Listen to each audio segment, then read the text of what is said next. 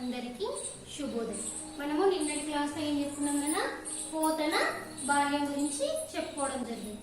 వాళ్ళు ఏ విధంగా ఉన్నారు, వాళ్ళిద్దరు పోతన మరియు తిప్పన ఇద్దరు కూడా ఎవరు అన్నదమ్ముడు.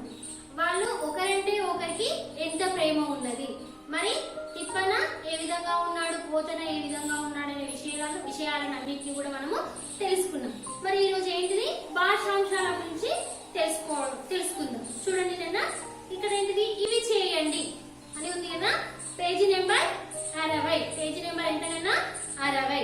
విని అర్థం చేసుకొని ఆలోచించి మాట్లాడడం. ఈనాటి కాలంలో సోదరుల మధ్య ప్రేమ ఎట్లా ఉంటుందని మీరు అనుకుంటున్నారు, విశ్లేషించండి. ఏంటిది, మరి మామూలుగా మనం ఇప్పుడు చూస్తూ ఉన్నాం, మన ఊళ్ళో గాని మన బంధువులు ఉన్నారు కదా, వాళ్ళలో గాని ఏ విధంగా ఉన్నారో అది మీకు తెలిసే ఉంటుంది. నెక్స్ట్ వన్ అన్న, ధారాళంగా చదవడం, అర్థం చేసుకొని ప్రతిస్పందించడం. ఈ చిన్న బాలుడు అసాధ్యుడు అనే భావం వచ్చే పద్య పంక్తి ఏది, ఆ పద్యాన్ని దాని భావాన్ని వ్రాయండి. చూడండి నాన్న, చిన్న బాలుడు అసాధ్యుడు, ఇది మనకి ఎంలో ఉన్నది, ఏ పద్యంలో ఉన్నది,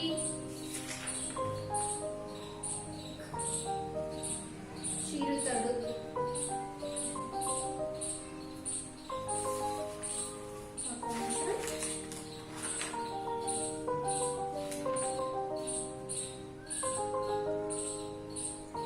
మనకి ఇక్కడ ఈ పద్యం ఉంది కదా, గురినిడి 6th పద్యం.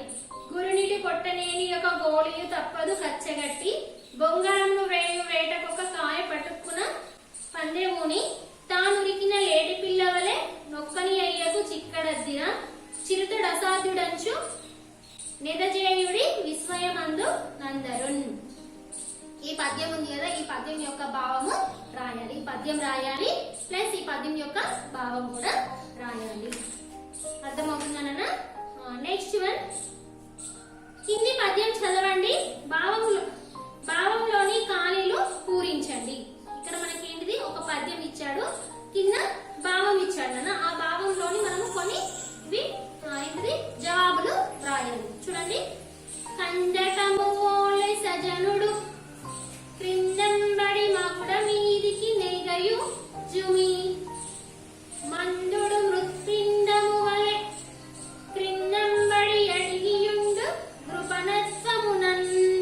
చూడండి, కందకము ఓలె సజనుడు సుజనుడు, క్రిందంబడి మకుడ మీదికి నెగయును జుమి, మందుడు మృత్పిండము వలె క్రిందంబడి అడిగియుండు కృపణత్వమునన్. చూడండి, ఇక్కడ మనకి ఖాళీ ఇచ్చాడు. చూడండి, నేను ఓన్లీ నేను ఆన్సరే రాస్తాను. కింద పడ్డా పైకి లేచేవాడు, మరి కింద పడ్డా కూడా పైకి లేచేవాడు ఎవరు, సుజనుడు. ఫస్ట్ ది సుజనుడు. సుజనుడు. సెకండ్ వన్ అన్న, అపజయం పాలైన తిరిగి డాష్ సాధిస్తాడు. అపజయం పాలైన తిరిగి డాష్ సాధిస్తాడు. ఏం సాధిస్తాడు మరి, విజయం. ఏంటిది, విజయం. విజయం. థర్డ్ వన్ అన్న, మందుడు అంటే, మరి మందుడు అంటే ఎవరు, మూర్ఖుడు. మూర్ఖుడు. మూర్ఖుడు. బంతితో పోల్చబడిన వాడు. బంతితో పోల్చబడిన వాడు ఎవరు, సుజనుడు.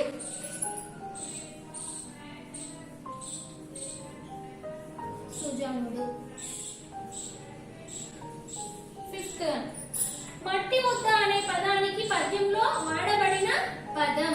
మట్టి ముద్ద అనే పదానికి పద్యంలో వాడబడిన పదం మృత్పిండము.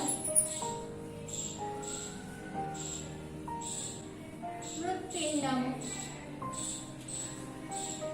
ఇది స్వీయరచన మీకు వాట్సాప్ చేస్తాను. నెక్స్ట్ వన్, సృజనాత్మకత. పోతన తన బాల్యంలో ఆడుకునే ఆటలు తెలుసుకున్నారు కదా, అట్లాగే మీరు ఆడుకునే ఆటలు ఏవి, ఆటలు ఎందుకోసం ఆడాలో, వాటి ప్రాముఖ్యత ఏమిటో వివరిస్తూ వ్యాసం రాయండి. ఇది మీరే రాయాలి. మనం ఇప్పుడైతే అందులో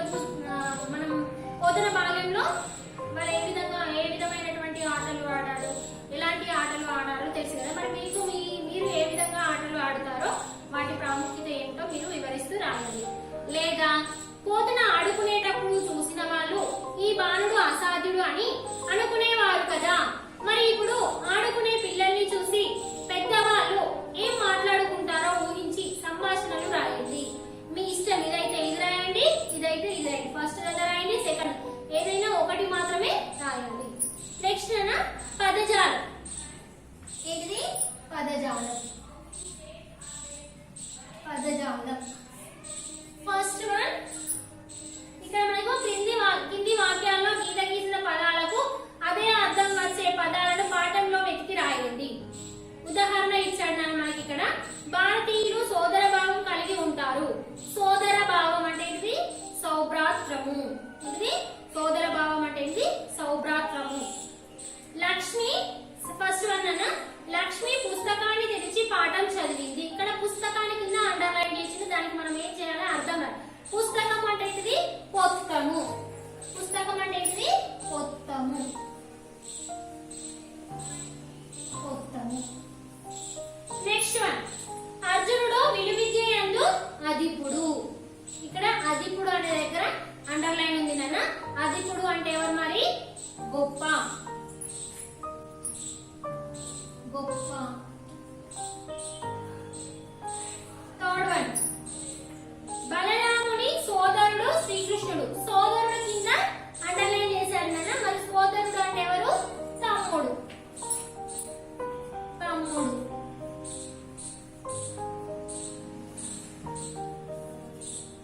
ఫోర్త్ వన్, ప్రతిరోజు స్నానం చేసి శరీరాన్ని శుభ్రంగా ఉంచుకోవాలి. శరీరాన్ని, శరీరం అనే దాని కింద మనకు అండర్లైన్ చేశారు. మనకి ఇక్కడ మనకి ఏం చేశారు? పుస్తకం అని రాసుకోవాలన్నా. ఇక్కడ మనము ఏంటిది? పొత్తము అంటే పుస్తకాన్ని అని రాయదు. పుస్తకం. అధిపుడు. అధిపుడు. ఇక్కడ ఏంటిది? సోదరుడు. సోదరుడు. శరీరం. శరీరం అంటే ఏంటిది? మై. మై అంటే కూడా శరీరం. ఈ విధంగా రాయాలన్న అవసరం లేదు. కింది పట్టికలోని ప్రకృతి వికృతి పదాలను జతపరచండి. ఇక్కడ భోజనం, నిదుర, పొత్తం. నిద్ర, పుస్తకం, బోనం. చూడండి, ప్రకృతి వికృతులు. ప్రకృతి వికృతి. ఇక్కడ మనకి ఏముంది? ఫస్ట్ భోజనం. భోజనం ఫస్ట్ వన్. నిదుర. నిదుర. పొత్తం. ఇది మీరు అండర్లైన్ చేసుకున్నా. అదేంటిది? జతపరచండి. భోజనం అంటే ఏంటిది? బోనం. బోనం. నిదుర. నిద్ర.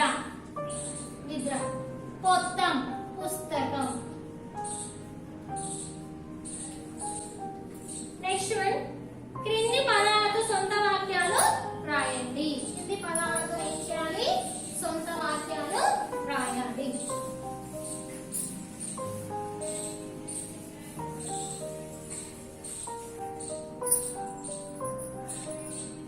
అనుజుడు.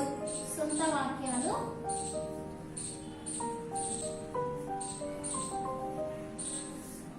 First one,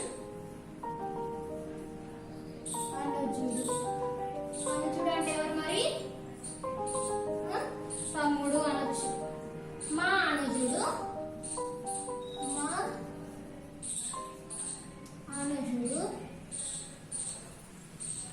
చిత్రలేఖనంలో.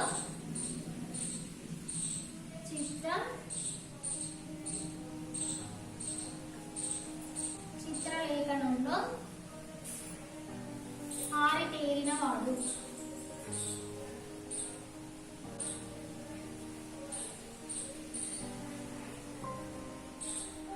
మా అనుజుడు చిత్రలేఖనంలో ఆరితేరిన వాడు. నెక్స్ట్ బొంకు జంకులు. సెకండ్ వన్, బొంకు జంకులు. బొంకు జంకులు. కొందరు. కొందరు బొంకు జంకులు లేకుండా బొంకు జంకులు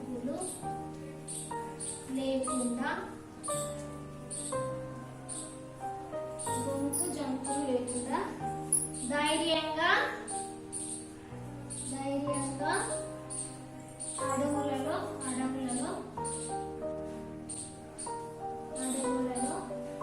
విహరిస్తారు.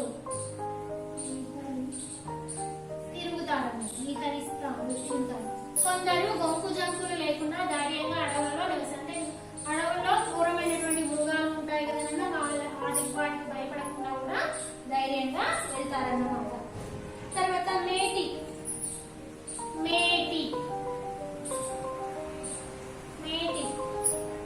మా సోదరి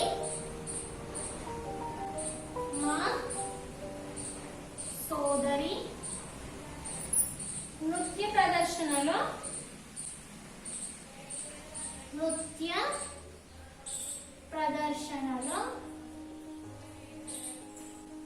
మేటి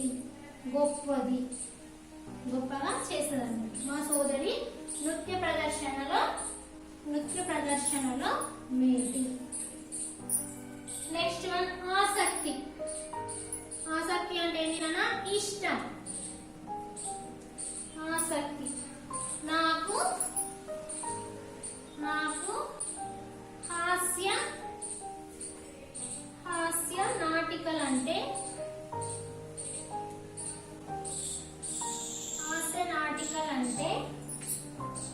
ఆసక్తి ఎక్కువ.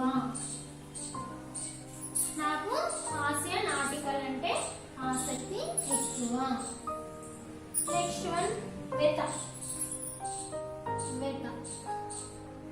అంటే ఏంటిదన్నా బాధ.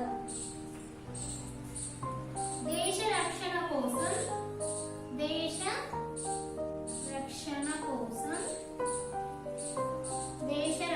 కోసం సైనికులు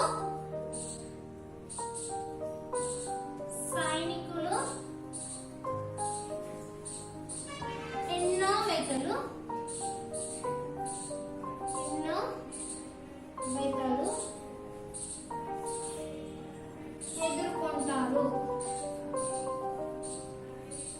ఎదుర్కొంటారు.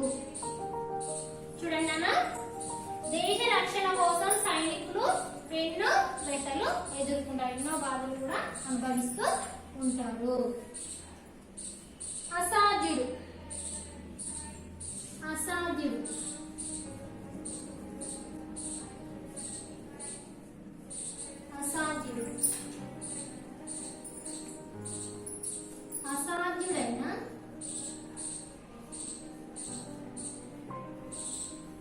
అసాధ్యుడైన ఆ అధికారి ఎవరి మాట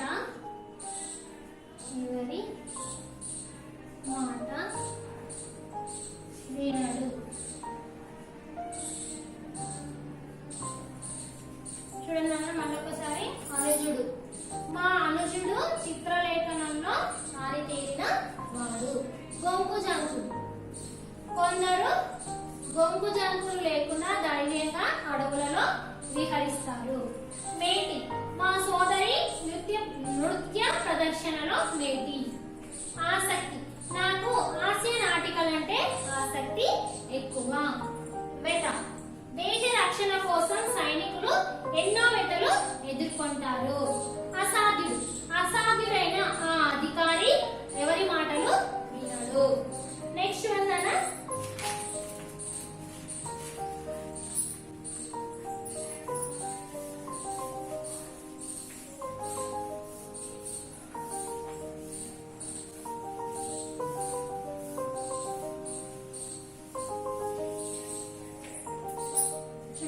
మనకి ఇక్కడ ఏంటిది, క్రింది వాక్యాలను చదవండి.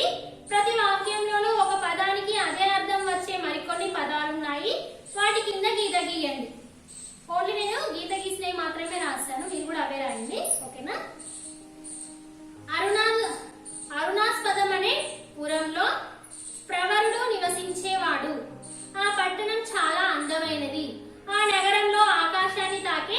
మేడలున్నాయి.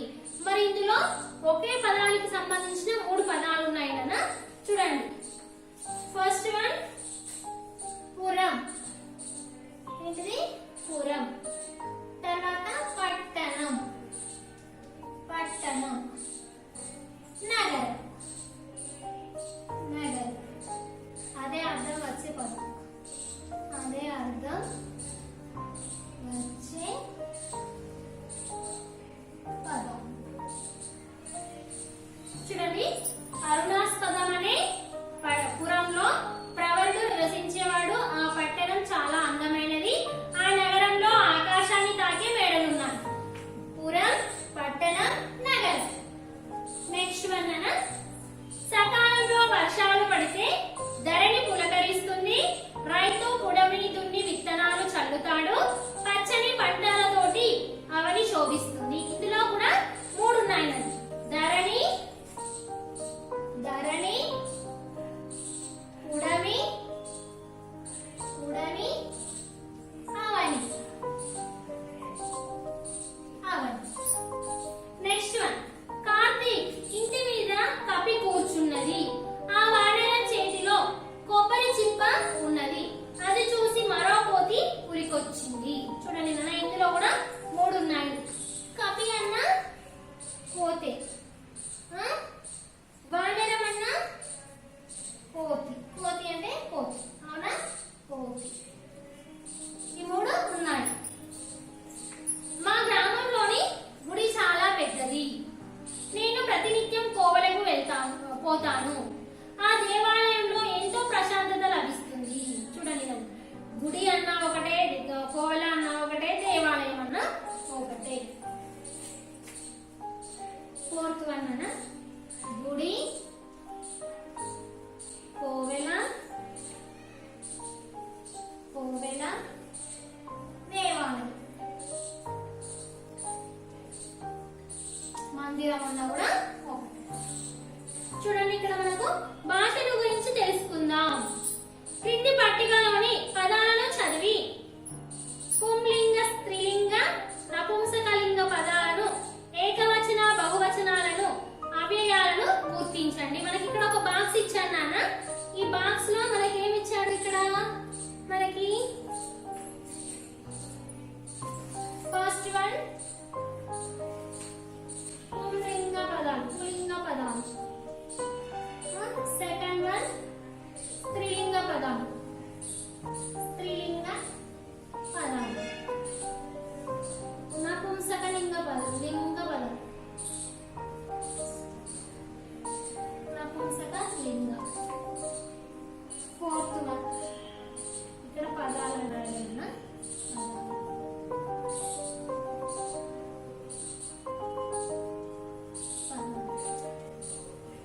తర్వాత ఏకవచనం, ఏకవచనం, బహువచనం, బహువచనం. సిక్స్త్ వన్ అవ్యయం. మనకి ఇవన్నీ తెలుసా తెలియదా? మరి తెలుసు కదా అందరికి. పుంలింగ పదాలు, స్త్రీలింగ పదాలు, నపుంసకలింగ పదాలు, ఏకవచనం, బహువచనం, అవ్యయం. పుల్లింగ పదాలంటే పురుషులకు సంబంధించిన పదాలు. మనకి ఇక్కడ ఏమేమి ఉన్నాయో వెతికి రాయాలి అన్న. ఇక్కడ ఏమేమి ఉన్నాయి మరి? బాలుడు, బాలుడు,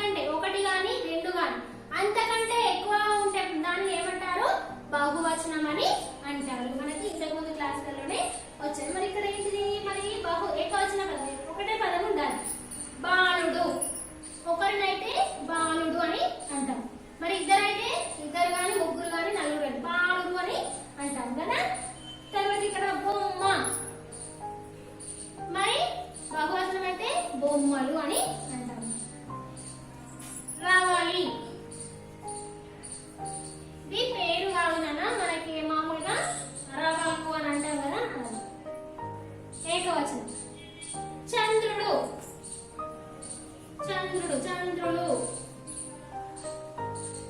చంద్రుడు.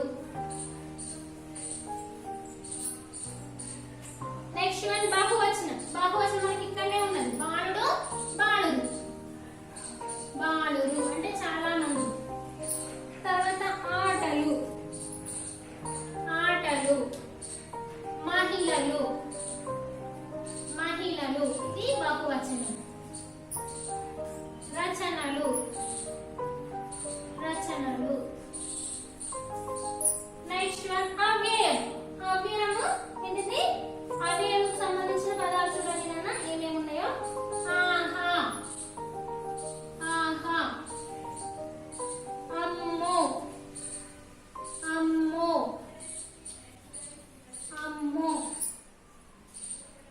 శబాష్ శబాష్. నెక్స్ట్ వన్ మరియు మరియు మరి. చూడండి నాన్న మనకు పుల్లింగ పదాలు ఏంటిది? బాలుడు బాలురు, సుధాకర్, బలరాం. స్త్రీ పురుషులకు సంబంధించిన పదాలు. స్త్రీలకు సంబంధించిన పదాలు సీత, మహిళలు, రచయిత్రి, రవలు. నపుంసకలింగ పదాలు పుట్ట, బొమ్మ, ఆకాశం, చంద్రుడు. ఏకవచనం బాలుడు, రవలి, చంద్రుడు.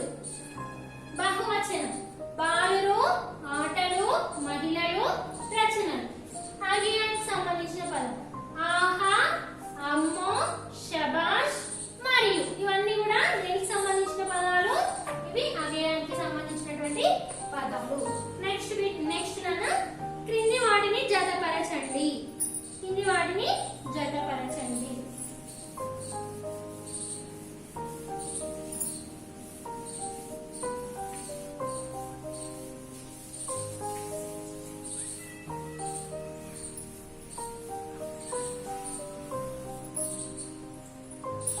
ఇక్కడ మనకి ఏమున్నది? ఫస్ట్ వన్ నామవాచకం. మనకి ఇవి తెలుసు, భాషా భాగాలు తెలుసు. సర్వనామం సర్వనామం. విశేషణం విశేషణం. ఫోర్త్ వన్ క్రియ అవ్యయం. మనకు ఈ విధంగా ఇచ్చారన్న. చూడండి మనకి ఇక్కడ క, ఖ, గ, ఘ, ఇన్ని. చూడండి చదివింది చదివింది. నెక్స్ట్ వన్ కానీ, ఆమె, ఎర్రని ఎర్రని. హైదరాబాద్ హైదరాబాద్. చూడండి నాన్న మనకు నామవాచకం. నామవాచకం అంటే ఏంటిది? ఏదేని పేరును తెలియజేస్తుంది. మరి ఇందులో పేరు ఏమున్నది? చూడండి హైదరాబాద్ అని ఉన్నది కాబట్టి ఇది నామవాచకం. సర్వనామం. సర్వనామం అంటే ఏంటిది? పేరుకు బదులుగా ఉపయోగించే దానిని ఏమంటారు? సర్వనామం. ఇందులో మరి సర్వనామము సంబంధించిన పదం ఏముంది? ఆమె ఆమె, పేరుకు బదులుగా ఆమె. విశేషణం. విశేషణం అంటే ఏంటిది? నామవాచకం యొక్క గుణాన్ని తెలియజేసే దానిని ఏమంటారు? విశేషణం అంటారు. ఇందులో ఏముంది మరి విశేషణము? ఎర్రని. ఏంటిది? ఎర్రని గా. క్రియ. క్రియ అంటే ఏంటి? ఏదైనా ఒక పనిని తెలియజేసే దానిని ఏమంటారు? క్రియ అని అంటారు కదా. ఇక్కడ ఏముంది? చదివింది. నెక్స్ట్ వన్ ఏముంది? అవ్యయం. లింగ వచన విభక్తులు లేని పదాలను ఏమంటారు? అవ్యయం అని అంటారు. కానీ. ఏంటిది? కానీ. మనకి ఇక్కడ చూడండి నాన్న కింది ఖాళీలను పూరించండి. ఇది కూడా నామవాచకముకు సంబంధించిన పదాలు, అవ్యయానికి మరియు వీటన్నిటికి సంబంధించిన పదాలు. నామవాచకానికి